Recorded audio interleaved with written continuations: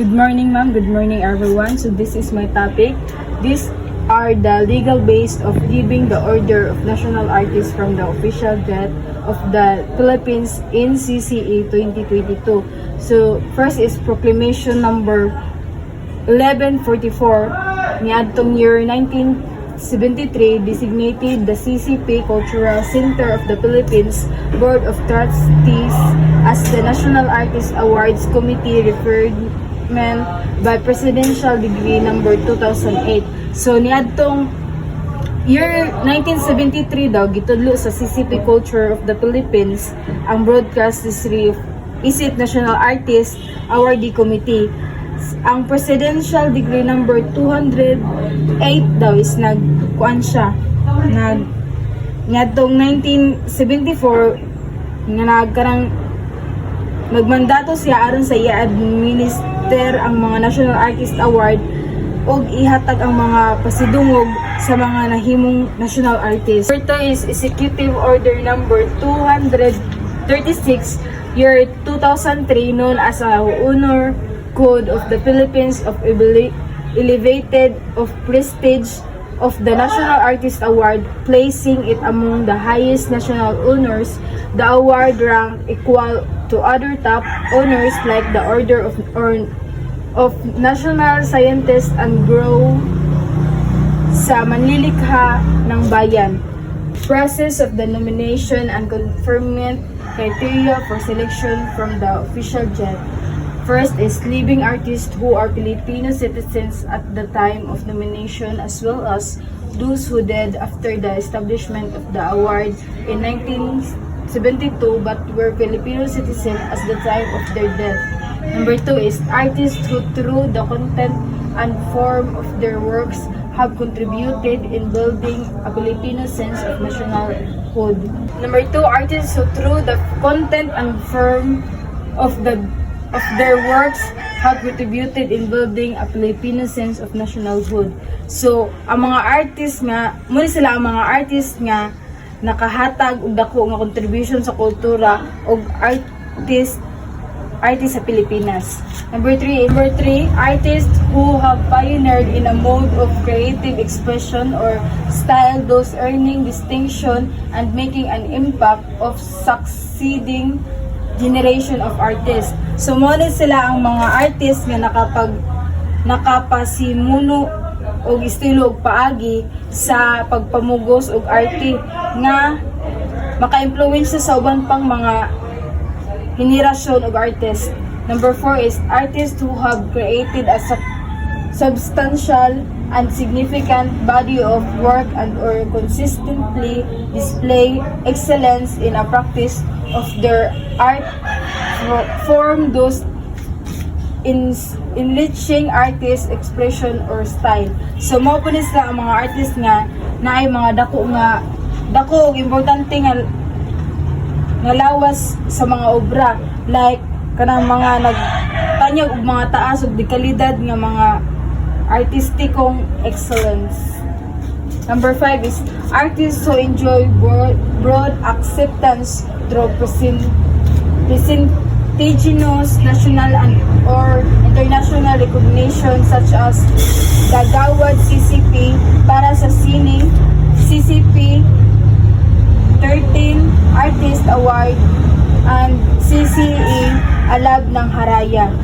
First is critical acclaim and or review of their works and respect and esteem from peers.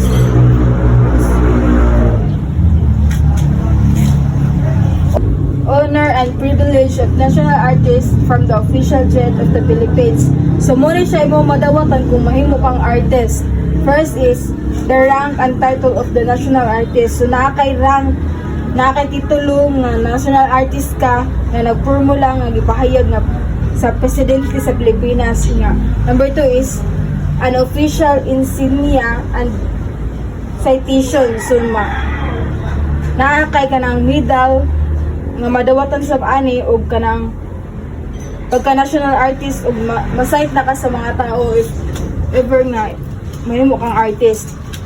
3 is lifetime emolument and benefits including so kuan siya, tibuok kinabuhi ni mga benepisyo or financial, material o physical. First is makadawat ka og 100,000 cash, free tax, free og for living awardee. Kaduha is 75,000 cash, tax free for posthumous awardees payable to legal heirs. Monthly of life pension, medical and hospitalization benefits of life insurance if insurable. Tapos state funeral and burial at libingan ng mga bayani, place of honor at national events and functions. Pleasant National Artist Awardee under President Rodrigo Duterte. The national led by President Rodrigo R. Duterte voted 7 new national artists in an awarding ceremony held on October 24, which also revealed the honorees of other awards of national importance, the Presidential Medal of Merit, the Philippine Heritage Award for Tangible and Intangible Heritage, given for first time ang gawad ng manlilikha ng bayan of National Living Treasures Awards for Traditional and Folk Artists, Craftsmen and Artists. So si Rodrigo Rua Duterte mao siya ang nag-lead sa ceremony sa ngadtong October 24 nga nagkuan siya sa Presidential Medal of Merit. Muna sila ang pito ka newly declared national artists. Sa visual arts si Larry Alcala, sa theater si Amelia Lapina Bonifacio, sa music si Ryan Cayabyab, sa film and broadcast art si Kidlat Tahimik, literature si Rizal B. Mujares, sa literature si Russell B. Morales, sa literature posthumous si Ramon Muzanes. Short summaries of the life and achievement of Filipino national artists in the field of cartooning, theater, literature, and music. Lauro Larry Alcala, a new cartoonist famous of witty depictions of Filipino life through comic strip. He created over 500 characters and 20 comic strip in his 56 years career. His work, especially Slice of Life, blend humor and insights symbolizing Filipino culture identity. So si Larry Alcala na ilhan tungod sa iyang mga cartoons, ang iyang comic strip na pakita sa kinabuhi sa mga Pilipino gamit ang katawanan ug maayo nga ilustrasyon. Sulod sa 56 ka tuig, napakita ang iyang pagka-cartoonist, nakabuhat siya og kapin 500 ka karakter o 20 ka serye sa comics nga gipatik sa daghang republikasyon. Ayang pinakasikat nga kuan na comics is ang Slice of Life.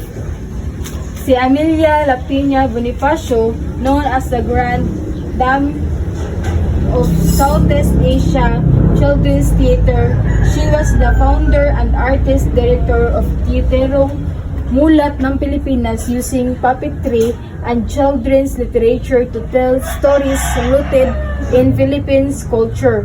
Her works has international recognition and is known for blending folklore, literature, and theater. So si